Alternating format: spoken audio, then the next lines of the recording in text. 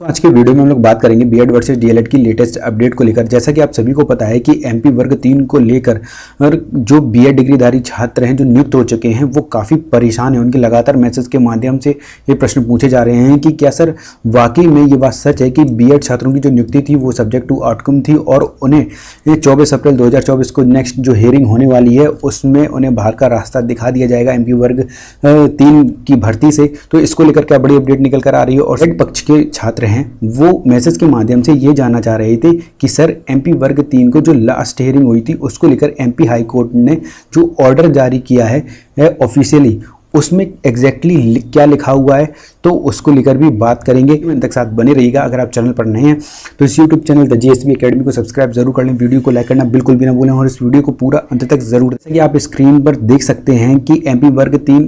BEd versus DElEd वाले case में जो रिट पिटीशन डली हुई है 13768 वाली उसको लेकर लास्ट हियरिंग में जो ऑर्डर जारी किया गया था एमपी हाई कोर्ट के जज के उसमें एग्जैक्टली क्या लिखा हुआ है छात्र ये जानना चाह रहे थे। तो आप यहाँ पर देख सकते हैं एग्जैक्टली जो जज ने the apex court by its order date 8 April 2024 has decided review filed by state of Madhya Pradesh and has clarified its earlier judgment passed on 11 August 2023 in case number 5068 Devesh Sharma versus Union of India. The judgment in Devesh Sharma has been made prospective but with certain condition as contained in the said order of apex court। इसमें लिखा हुआ है, आपको समझाते हैं exactly क्या लिखा हुआ है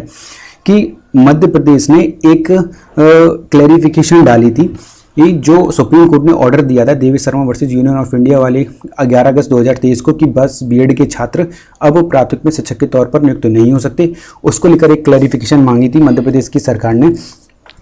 उस पर रिव्यू हुआ। 11 अगस्त 2023 वाले ऑर्डर को सुप्रीम कोर्ट ने उसको रिव्यू किया और 8 अप्रैल 2024 को इसका ऑर्डर भी जारी किया गया है और ये जो केस है वो बीएड डिग्रीधारी छात्रों पर जो प्रोस्पेक्टिव लागू होगा, लेकिन उसमें भी कुछ सर्टेन कंडीशन है। कंडीशन क्या है? कंडीशन ये है कि 11 अगस्त 2023 से पहले सुप्रीम कोर्ट के जज ने ये बोला है कि 11 अगस्त 2023 से पहले जिन बीएड डिग्रीधारी छात्रों की जो नियुक्ति है वो सब्जेक्ट टू आउटकम है तो उन्हें असंवैधानिक करार दिया जाएगा और उन्हें नौकरी से बाहर कर दिया जाएगा। सीधी बात ये है। और दूसरा पॉइंट ये है, कंडीशन ये दी गई है अगर जिनकी भर्ती ही सब्जेक्ट टू आउटकम नहीं है उन्हें नौकरी करने दिया जाएगा। साथ ही साथ एनसीटी को और केंद्र सरकार की तरफ से ये भी बोला गया है कि उन्हें ब्रिज कोर्स कराकर और उनकी जो गुणवत्ता है वो डीएलएड की गुणवत्ता के इक्विवेलेंट लाया जाएगा।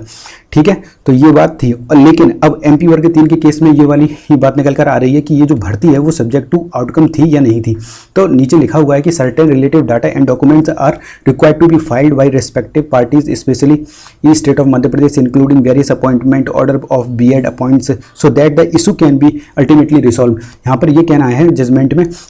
कि एमपी वर्ग 3 के इस बीएड वर्सेस डीएलएड वाले केस को लेकर कुछ डाटा और डॉक्यूमेंट्स की ज़रूरत है मध्य प्रदेश की सरकार में जो बीएड डिग्रीधारी छात्र नियुक्त हुए हैं प्राथमिक में शिक्षक के तौर पर, फिर उसको अच्छे से रिसॉल्व किया जा सकता है। साथ ही उन्होंने आगे लिखा भी है parties are directed to file a common tabular illustration containing all necessary and relevant fact and document in regard to all the parties in this petitioner latest by 24 April 2024 as agreed to by the parties. इनका कहना ये था MP high court के जज का कि दोनों party मिलकर बीएड पक्ष के और डीएलएड के पक्ष के ये एमपी वर्ग 3 की भर्ती जब से स्टार्ट हुई है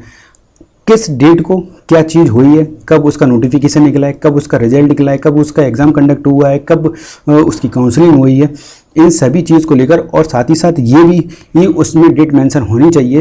एक लेआउट पूरा बनके तैयार होना चाहिए जिससे कि कोई भी कन्फ्यूजन ना रहे ऑर्डर को सुनाते वक्त। उनका ये कहना था एमपी हाई कोर्ट के जज का